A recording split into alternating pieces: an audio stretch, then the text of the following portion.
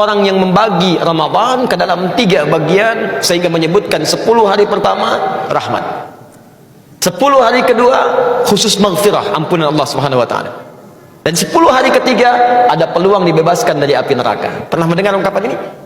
Nah, hadis ini diteliti oleh para pakar hadis, ahli-ahli di bidang hadis, dan menyimpulkan bahwa hadis ini bermasalah. Bahkan derajatnya ada yang menemukan bahwa sampai ke derajat hadis palsu, hadis maudhu.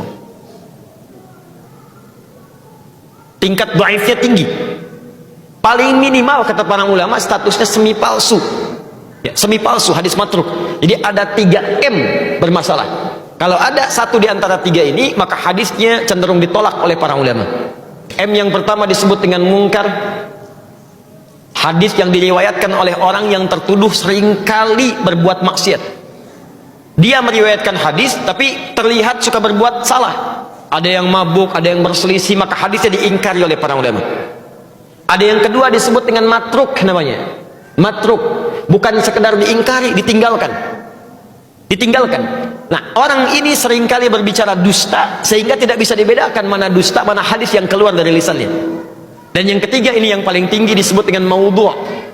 M yang ketiga maudhu', yaitu hadis yang sengaja dipalsukan dan diatasnamakan pada Nabi sallallahu alaihi wasallam. Di antara golongan hadis maudhu', bahkan minimal matruk, adalah hadis yang menyebutkan awal pertama Ramadan rahmat, pertengahannya maghfirah, dan ujungnya pembebas dari neraka.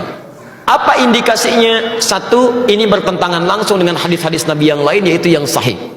Hadis-hadis sahih mengatakan semua Ramadan siang dan malamnya, pertama sampai akhirnya, itu berisi rahmat dan ampunan Allah Subhanahu wa taala. Jadi Nabi sendiri nggak pernah memisah-misah awal, akhir, pertengahan, tidak.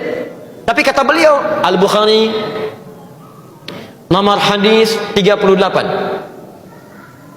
man shoma ramadhana imanan wa ihtisaban ghufira lahu ma taqaddama min dhanbi. Siapa yang puasa setiap hari Ramadan, setiap hari, awalnya, tengahnya, akhirnya, dilakukan karena Allah, ikhlas mengharap pahala, diampuni semua dosa-dosanya.